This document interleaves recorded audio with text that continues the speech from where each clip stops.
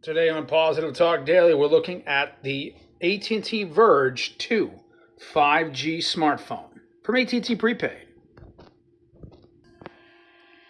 You're getting a triple camera setup with a 50 megapixel main camera, a 5 megapixel ultra wide, and a 2 megapixel micro camera. It kind of comes in this glossy white color. Kind of feels like a matte back, but it is made of mainly plastic. On the side of the phone, you do have your SIM removal and also eSIM compatibility. We also get your volume up and down rocker and power button / fingerprint scanner. You do get Type-C charging up to 15 watts, a headphone jack, noise cancellation. Welcome to a new episode of Tech Corner right here on Positive Talk Daily. My name is Mr. Positive. Please subscribe to my YouTube channel today. Click on the bell icon when you do and get notified when I go live or post new videos. This is the Verge 2 5G from AT&T Prepaid.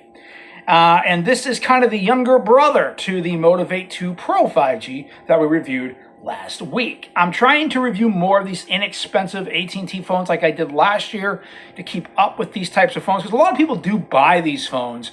And the good thing is it's an inexpensive 5G device with a low-end MediaTek chipset that's clocked at 2.4 gigahertz. I've had people in the comments say it's a MediaTek Dimensity 6100. I'm going to show you some photos that show that this doesn't even explain what kind of chip it is. It just says it's a MediaTek chip. So it could be the 6100. I'm not sure, but we'll go over that in just a few minutes. Overall, 6.9-inch 720p. That's HD plus.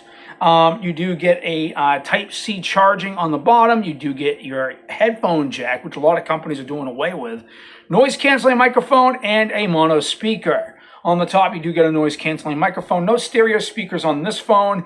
I believe there's Gorilla Glass 3 on the front. On the back, it's mainly plastic. You do get that 50 megapixel standard camera, your 5 megapixel ultra wide, and a 2 megapixel useless micro camera. Overall, though, the cameras look like they're pretty good. The front-facing camera is a 8 megapixel. On the side, you got a fingerprint scanner / power button, and you do have your volume up and down. You got a 5,000 milliamp hour battery, which is good for 2 days of use. And again, with 15 watts of fast charging, I don't really call that fast charging, but they claim it is. But it does the trick. You're getting NFC on board, which is kind of nice. Android 15, which is kind of nice. NFC would be right here. You can change your toggles if you like. Overall, it's a pretty nice display. It gets 400 nits of brightness, so it's not terrible. It's not great. I did do a Geekbench number between this and the Motivate 2 Pro 5G, and the numbers are pretty similar. This came at a 725 and a multi-score of 1,200, and the Motivate 2 Pro 2 5G came in at 785 with a Geekbench with a multi-score number similar to almost 2,000. So if it is using the same chip, which I don't think it is, and people are claiming in the comments it's the MediaTek Dimensity 6100, why is this getting much lower numbers than the MediaTek? I should have taken a photo, but that does claim that people are claiming that this is the same chip that's in the Motivate 2 Pro. It could be similar type of chipset. There's also claims that it could be the MediaTek 700 series. So it's hard to say, but I think this, they're claiming that it is a 6100 plus. We'll stick to that. But the numbers showed a little bit lower for this, so 725 versus 780 on the other one, and multi-score was closer to 2,000 on the Motivate 2 Pro, and this one was around 1,000. Like 200. So again, whatever scores you're getting, it's still a very capable phone. You're getting a 2.4 gigahertz chipset, and you're also getting, which is nice, NFC. Onboard 64 gigs of internal storage. So not the worst phone we've seen on the market from AT&T. You're going to get 64 gigs. There is expandable storage. You can put a 1 terabyte SD card in here, micro SD card, I should say, or you can also use a 128 gigs. So you're getting 64 gigs of storage, 4 gigs of RAM. That's the reason why probably this one isn't as powerful. It may be using a similar chip. You're just not getting more RAM. When you have more RAM, Geekbench numbers are going to be slightly better, like the Motivate 2 Pro 5G. Motivate 2 Pro 5G has 6 gigs of RAM, so you're getting slightly better performance out of the Motivate 2 Pro. That could be due just to the RAM management. This only has 4 gigs. That could be why, that could be the main reason why the numbers were so low. Overall, still good number though. You're getting probably entry level, mid-range when you start reaching 700 in the Geekbench numbers. Overall, you could light game on here, no problem. It's got a 90 hertz refresh rate, and you at least get the headphone jack as well. It's running Android 15 and will not see Android 16. AT&T doesn't do that with these lower end phones. They usually just stick with 1 year security updates, 1 year of software updates. You are getting a 90 hertz refresh rate depending on your internet connection. Overall, it's not bad. It's pretty smooth for a 90 hertz refresh rate and stuff. I do apologize for the brightness, but overall, you can see the phone runs just fine. Google Play works just fine. Takes a few seconds compared to a higher end smartphone, but you get the picture. You can do everything you need to with this device. This phone does get a pass. I think the Verge 2 5G is a worth upgrade from last year's version. You are getting an additional camera.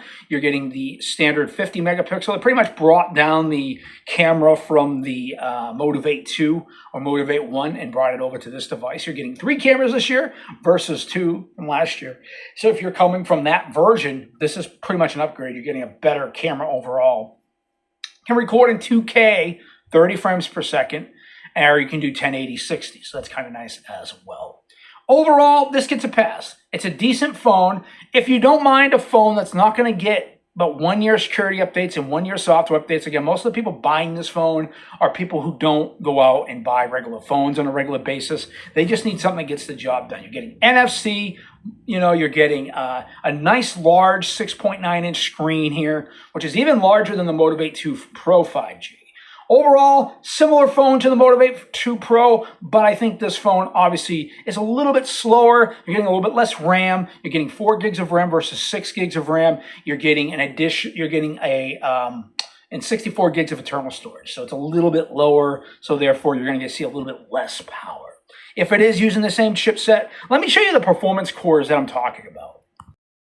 The Verge 2 5G claims to have a 5,000 mAh battery, 6.9 inch screen. It doesn't really claim on what kind of MediaTek chipset it is, but it does have a 2.4 gigahertz chip from what it says on the box. Get 4 gigs of RAM, 64 gigs of internal storage. Overall, this is a pretty good package. Triple camera setup with a 50 megapixel, 5 megapixel ultra wide, and you are getting a 2 megapixel micro camera. I want to show you some of the options that this phone claims to have for a chipset.